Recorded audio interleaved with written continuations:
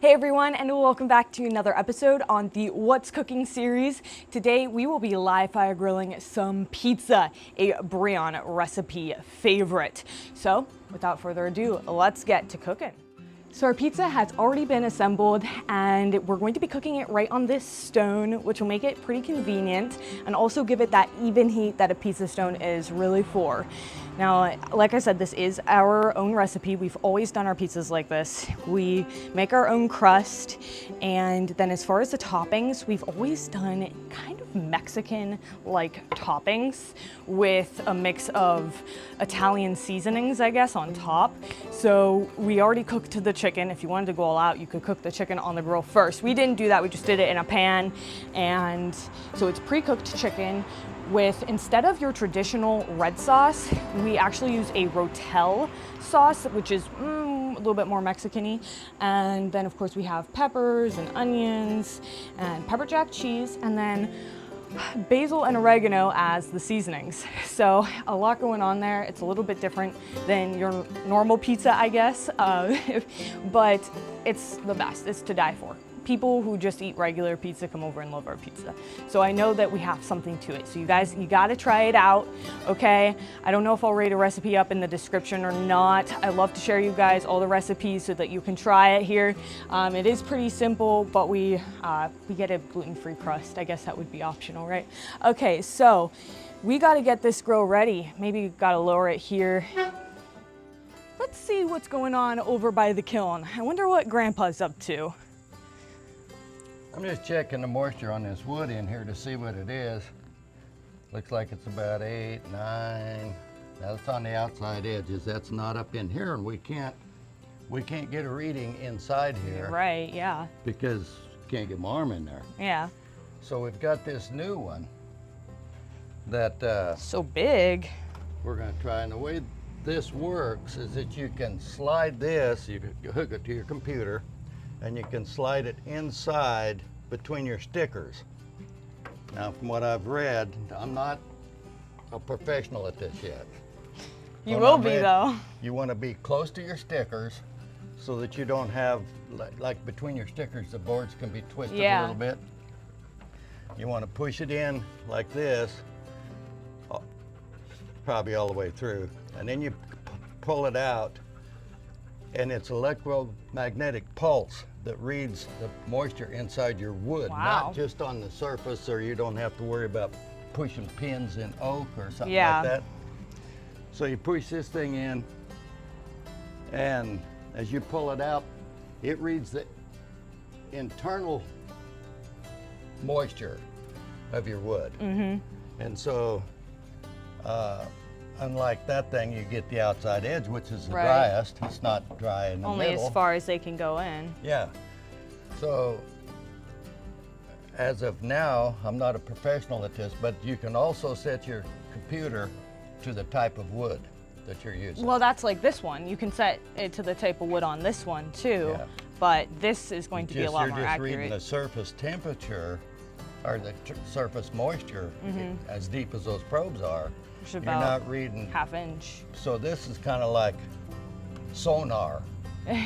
That's really cool, actually. Reads the That's pretty cool. in the middle. Yeah. So this is going to be a nice tool, because before we had some table legs we gave somebody, and we had them dried here. Well, they were still too wet on the inside. So I believe, if I'm not incorrect, we could take one of those boards and lay it across.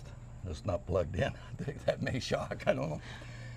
Lay it across here, and it will read the internal moisture content of your wood. So how much longer do you think this stuff needs?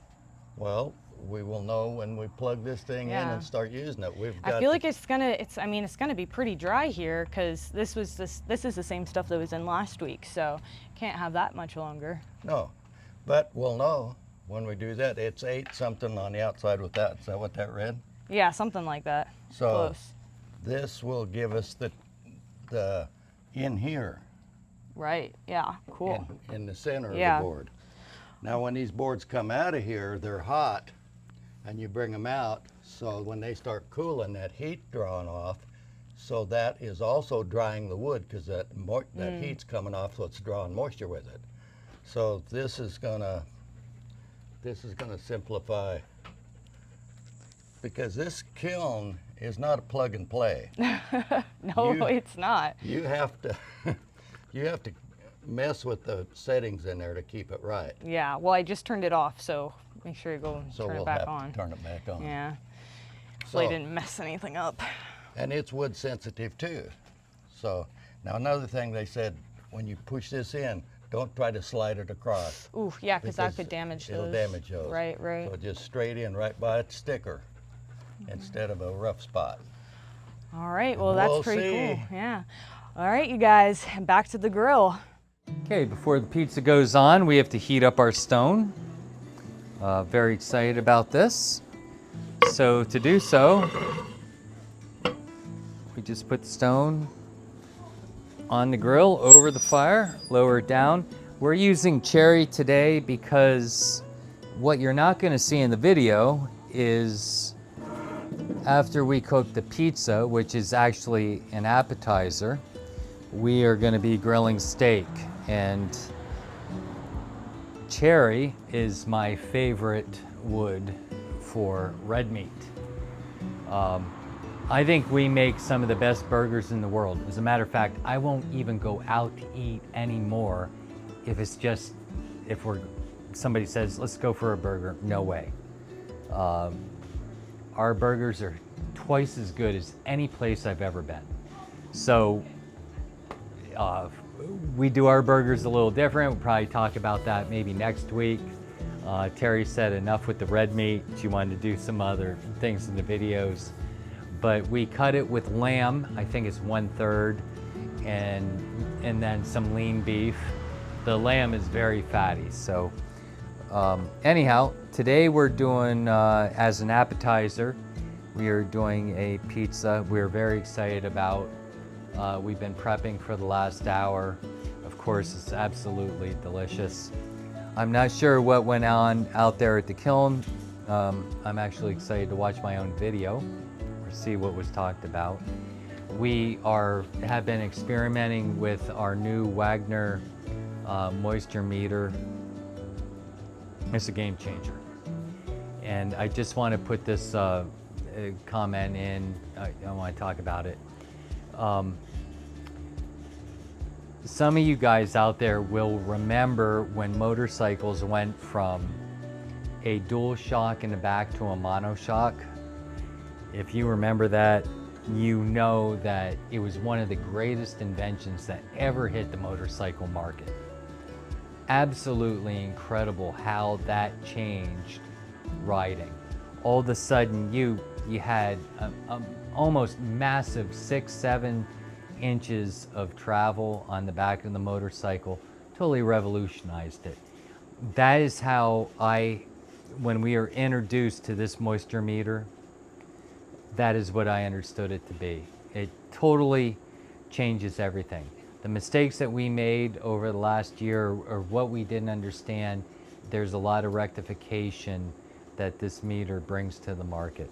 Okay, the stone is hot, so we're gonna put our pizza on the stone. And what we are gonna do here is that stone is about 900 degrees now. We are gonna take just a couple pieces of wood, put them on the edges here, and we are gonna take our pizza tray and just lay it across. So we're creating a mini oven, and that will help melt our cheese, because a successful pizza is cooked on the top and on the bottom. Remember, we're live fire cooking, so some of the options that you have in the oven aren't available to you here, so we're creating our own little oven.